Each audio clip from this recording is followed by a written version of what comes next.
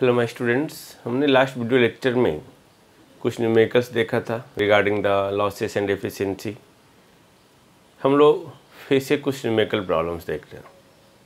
Okay, on the same topic questions है। ए 75 kilowatt DC shunt generator, 75 kilowatt DC shunt generator है ना। Okay, is operated at 230 volt.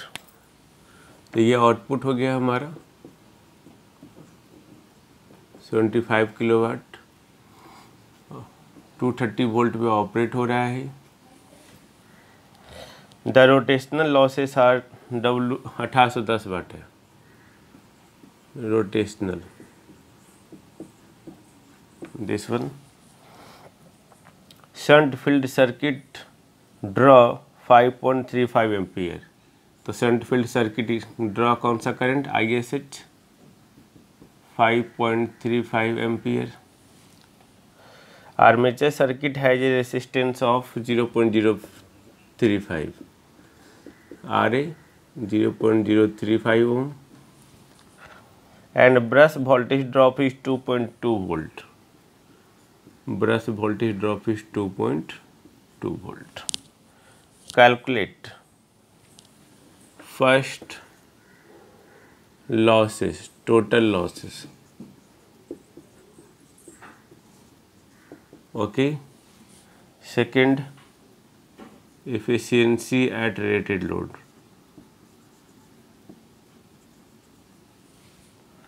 Output of the prime mover. Okay, output of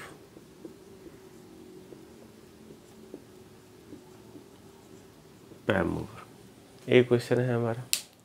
okay, now हम लोग जो इसमें total losses निकालेंगे, तो total losses निकालने के लिए ये दिस वन टोटल लॉसेस क्या क्या, just tell me.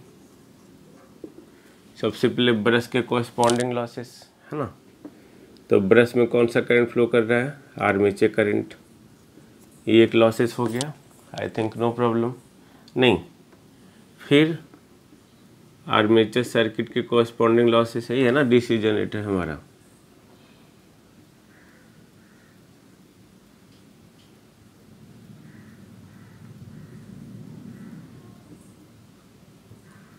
DC shunt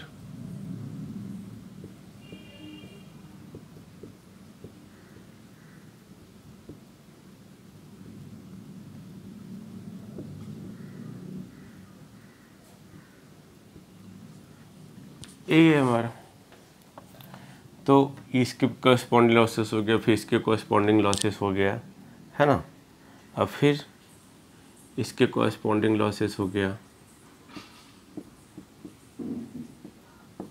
plus अब ये एक रोटेशनल लॉसेस दिया। रोटेशनल लॉसेस में कौन कौन लॉसेस आता है, इसमें कौन कौन losses, core losses, mechanical losses. तब तो सारा लॉसेस हो गया हमारा। जो शाफ्ट हमारा रोटेट करेगा, रोटेट करने के बाद जो है रोटेशन के बाद लॉसेस, तो रोटेशन के बाद ही हमारा कोर लॉसेस होता है, यानी कि hysteresis and eddy current loss, और मैकेनिकल लॉसेस होता है यानी कि विंड एंड फ्रिक्शन लॉसेस। तो ये दोनों दिया हुआ ही है, भी दिया हुआ है। आइए अगर पता चल जाए ISH दिया हुआ है तो लॉसेस पता चल जाएगा, आई थिंक नहीं। तो अब हम लोग क्या करेंगे, तो ये देखो आउटपुट पावर दिया हुआ आपको। तो आउटपुट पावर हमारा क्या है, VT into IL equal to 75 kilowatt, 75,000 watt. तो इससे IL निकल जाएगा 75,000 बाई 230। तो इससे जो वैल्यू आएगा आई थिंक 326.08 एम्पियर।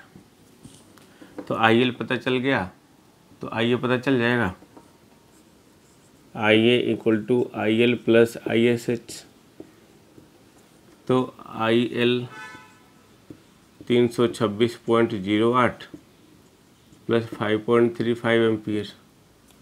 तो ये आइए पता चल गया, ये पता है, ये पता है, ये पता है, ये पता है, ये पता है, ये पता है, ये पता है, लॉसेस निकल जाएगा। आई थिंक नो प्रॉब्लम, है ना। नाउ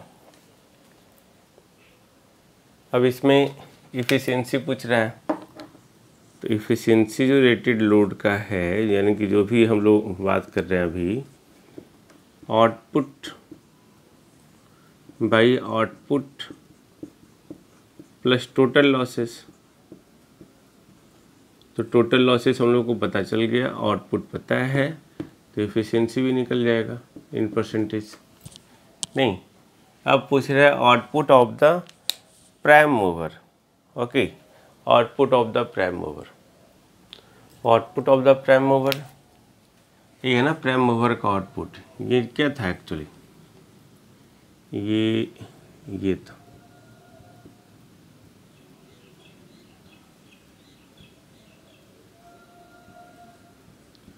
ये शाफ्ट इनपुट रोटेशन हुआ, टॉर्क बिल्डअप हुआ, टॉर्क आया, तो आउटपुट यानी कि जो इंड्यूस्ड ईएमएफ, तो induced EMF into current, that is the output of the shaft. Okay, output of the prime mover, यानी कि हम लोग को क्या निकालना है, EG इंटू IA निकालना है। तो EG कैसे निकलेगा, तो यहाँ पे हम लोग का voltage drop, armature resistance, simple equation लिख देंगे। अब यहाँ पे कन्फ्यूजन है कि VB हमारा क्या होगा।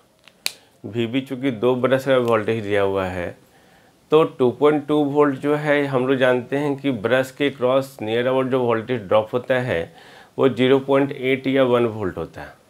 तो 2.2 दिया हुआ है, यानी कि टोटल ब्रश वोल्टेज ड्रॉप दिया हुआ है।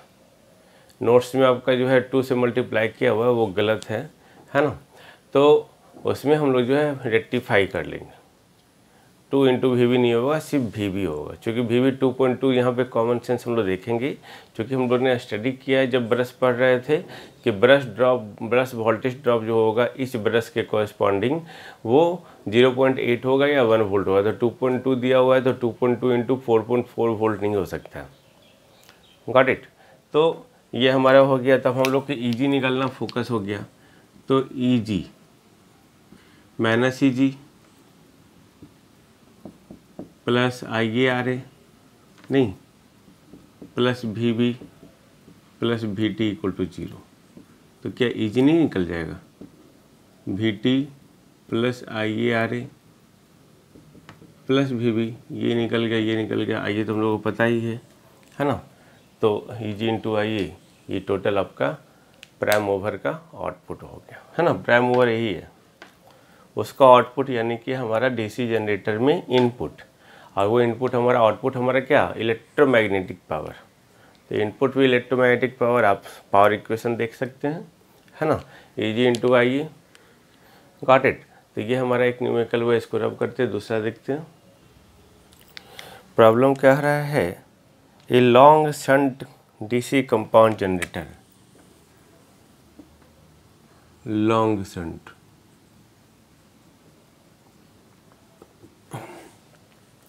DC कंपाउंड जनरेटर है, रनिंग एट 1000 RPM, 1000 RPM पे रन कर रहा है।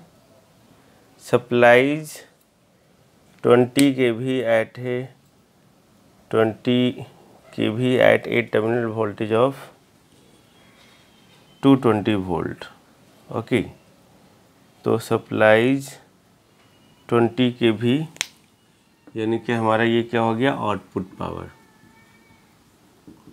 20 किलोवाट हो गई, kV नहीं, 20 किलोवाट एट 220 वोल्ट, यानी कि VT। ओके, रेक्टिफाई कर लेंगे प्रॉब्लम को। ओके, आर्मेचर रेजिस्टेंस दिया हुआ है आपका, एक सेकंड, हाँ, armature resistance, shunt resistance, series का रेजिस्टेंस सब दिया हुआ आपका, यानी कि RA दिया हुआ है, RSS दिया हुआ है, और सीरीज का दिया हुआ। RA दिया हुआ है आपका 0.05 ओम, RSS दिया हुआ है 110 ओम और RAC दिया हुआ है 0.06 ओम। बस calculate copper loss, iron and friction loss,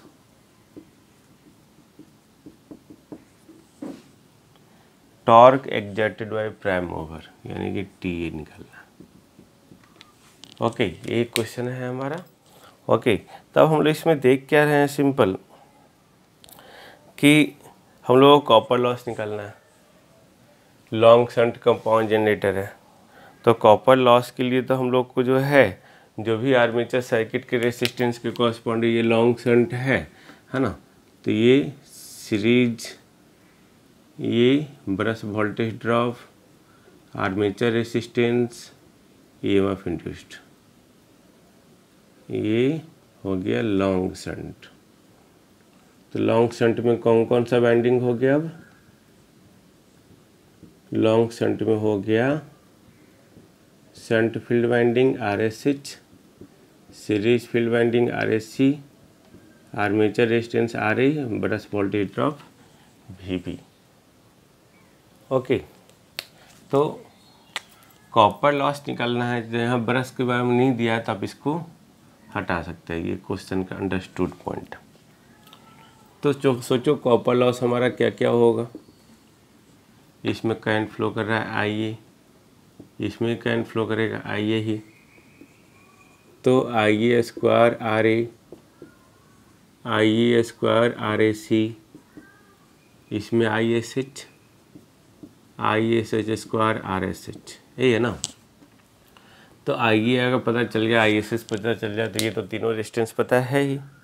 okay, तो हम लोग आराम से निकाल लेंगे आई थिंक। ओके, ये इसमें जो करंट फ्लो कर रहा है IAC है फील्ड वाइंडिंग में, तो IAC इक्वल टू IA है ना, इसलिए दोनों को साथ साथ लिख दिए। अब सोचो P आउटपुट दिया हुआ है, P आउटपुट यानी कि VT into IL, VT into IL equal टू 20,000। ओके, अब VT दिया हुआ है 220 इंटू IL इक्वल टू 20,000, यानी कि IL इक्वल टू क्या, IL का जो वैल्यू है 90.90 एम्पियर।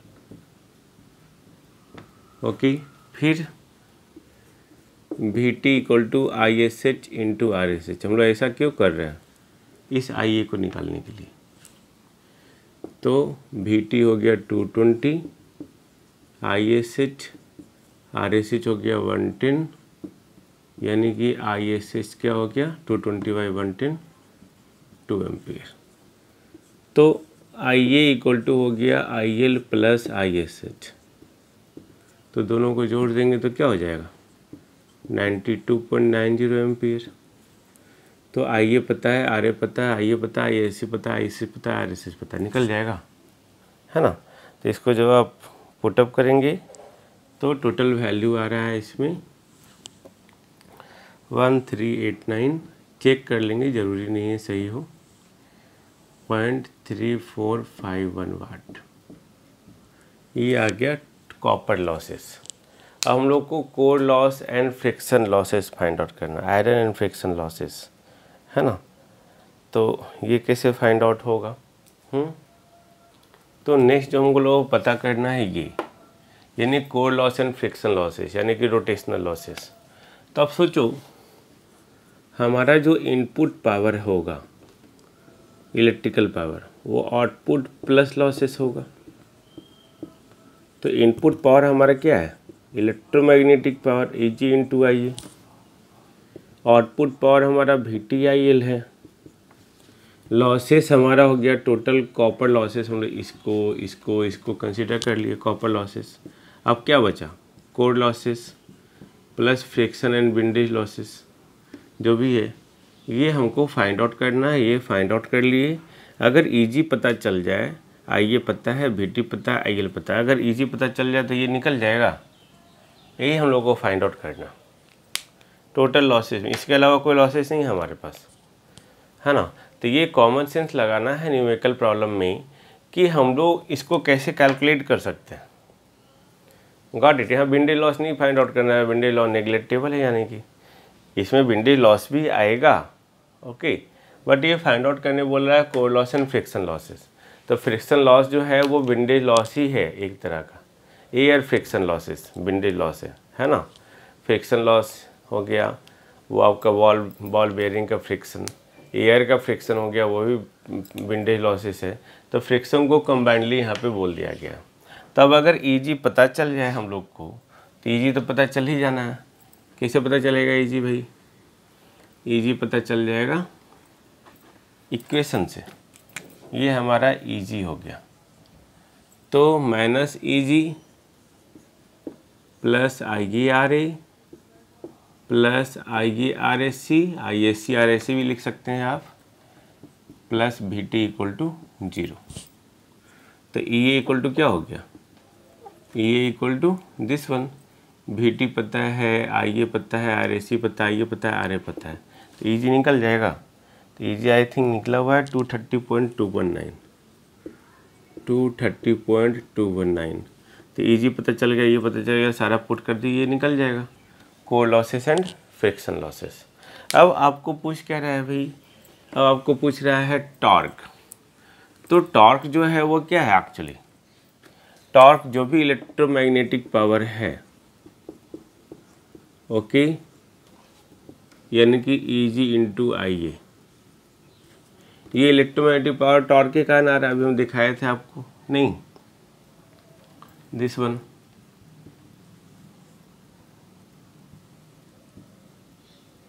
ये टॉर्क बिल्डअप हुआ, रोटेट कर रहा है ओमेगा वेलोसिटी से। तो यानी कि T A into omega equal to E G into I A, okay. अब हम लोग को ई जी पता है, ओमेगा नहीं पता है, तो ओमेगा लिख देंगे हम लोग। T A into 2 pi N by 60 equal to E G into I A. I A पता है, ई जी पता है, एन पता है, टी ए निकल जाएगा, टॉर्क निकल जाएगा। यही क्वेश्चन है। तो सोचना है, समझना है, ओके, तब टैकल करना है कि क्वेश्चन हम लोग कैसे अटेम्प्ट लेंगे। Okay, now see. ये बोल रहा है 10 किलोवाट टू 50 वोल्ट।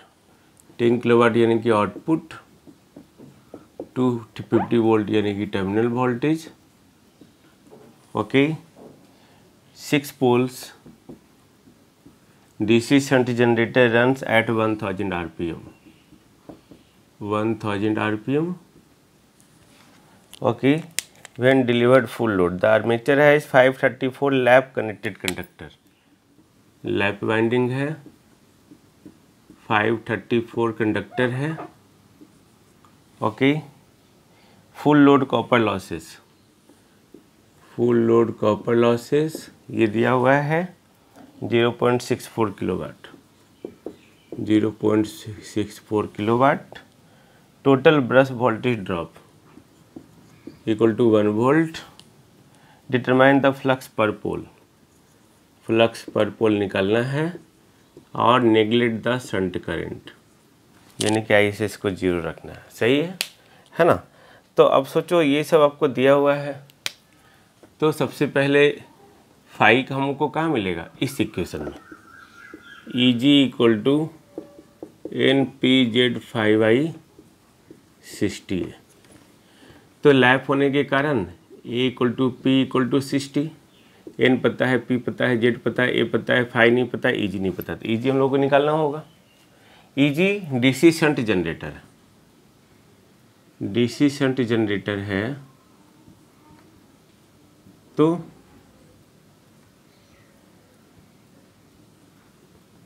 VT दिया हुआ है आपको, नहीं, ये IL है, ये ISH है, ये RSH है, ये VB है, ये RA है, ये EG है। यही EG निकालना है, ये IA। तो EG के लिए हमारा क्या है? EG equal to minus EG plus IaRa plus Vb plus Vt equal to 0, यानी कि Eg इक्वल टू क्या हो गया, दिस वन।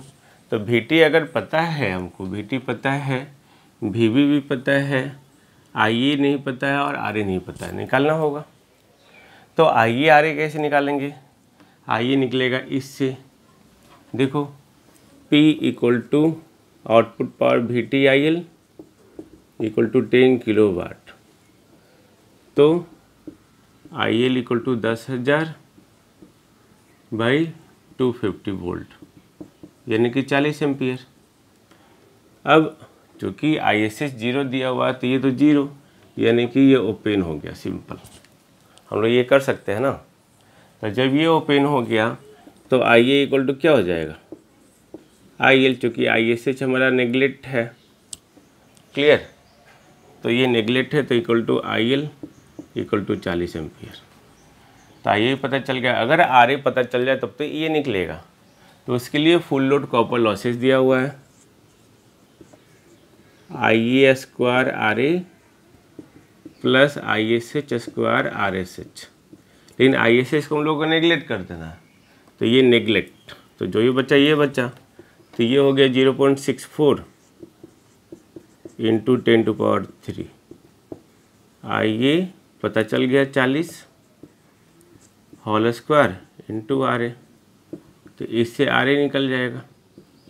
नहीं, जब RA निकल गया तो RA भी पता हो गया, IA पता हो गया, EG निकल जाएगा। तो EG का जो वैल्यू आ रहा है यहाँ पे 268 वोल्ट आ रहा है, 268 वोल्ट। ओके, यहाँ पे 2 VB दे दिया गया है, 2 VB नहीं हो कि यहाँ पे VB लिखा हुआ है, टोटल ब्रश वोल्टेज ड्रॉप।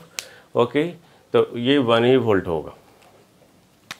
तो जो भी है तो EG पता चल गया, तो ये पता चल गया, तो 5 निकल जाएगा। क्वेश्चन ऐसा ही थिंक आपको ऐसे ही करना है ना। तो हम लोग मिलते हैं नेक्स्ट टॉपिक में, नेक्स्ट वीडियो के साथ। नेक्स्ट हमारा जो टॉपिक है वो है आर्मेचर रिएक्शन। ओके, मिलेंगे, थैंक यू।